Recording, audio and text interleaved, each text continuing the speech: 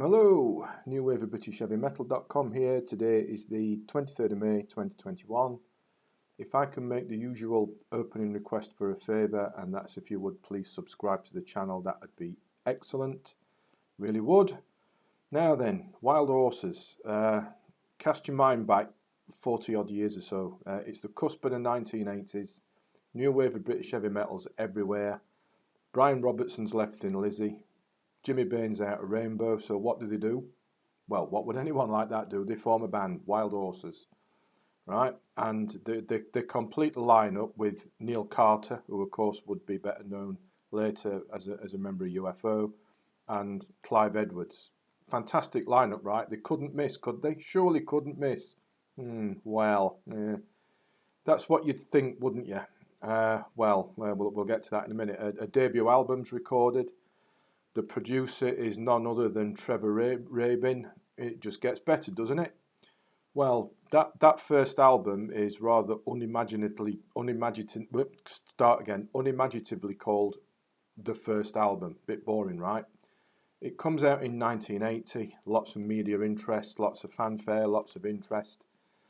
I bought it at the time, didn't like it. Over the years that followed, over the next 4 decades, I've tried really hard to like it, but I gave it another go a few days ago, gave it another spin, and I tried hard to like it again, but for me it doesn't work, just doesn't work. In my opinion, overall it's quite lightweight. Jimmy Bain's vocals are a little bit on the weak side, and you've got Brian Robertson in the band, phenomenal guitarist, man, the boy can play. But you don't let him loose, you keep him in his box mostly. He doesn't really get much opportunity on this album. It's mostly second gear stuff, again, in my opinion. Reservation, the first song, that's okay. Face Down sounds a bit like Thin Lizzy. But for me, the rest of it, bar perhaps No Strings Attached, huge misfire. It's kind of like they couldn't decide what kind of band they wanted to be, and bar the occasional flashes here and there, Robbo's axe firmly in its holster. Such a shame, but there you go. However, it does get better. The following year, 1981, they record a second album, Stand Your Ground. Slightly different lineup because Neil Carter had gone to join UFO, and in came John Lockton on guitar. Now, to me, Stand Your Ground is a huge step up from that first album. I like this one. Always have done. It's just that first album I can't get on with. But anyway, Stand Your Ground. So Neil Carter's gone, John Lockton's in, and it's a huge step up from that first album. It's much more cohesive, stronger songs, and Robbo's guitar is let out to play, and that is so refreshing because he's such a great guitarist. He's he really does get to demonstrate his wares. Let's put it that way.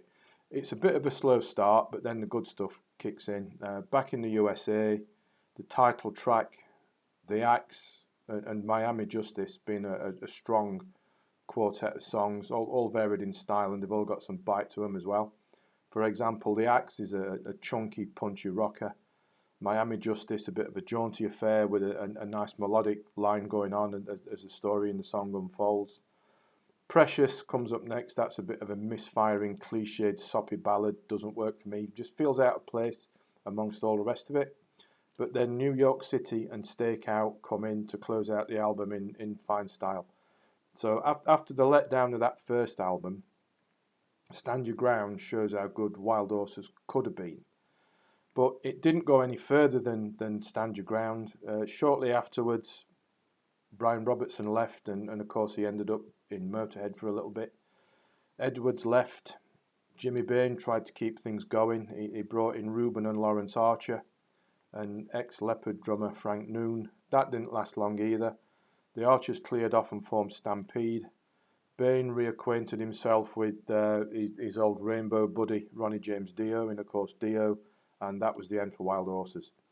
They weren't around a long. 2 album. First one for me, shocker. Second one for me, excellent. If you'd like to check them out, I've put links in the description below to both of them on Amazon, so you can do that. Link back to the blog post as well if you'd like to read that. Please do both. Please also, if you would, subscribe to the channel before you go. That would be excellent. And as always, thanks for watching, thanks for listening, and take care.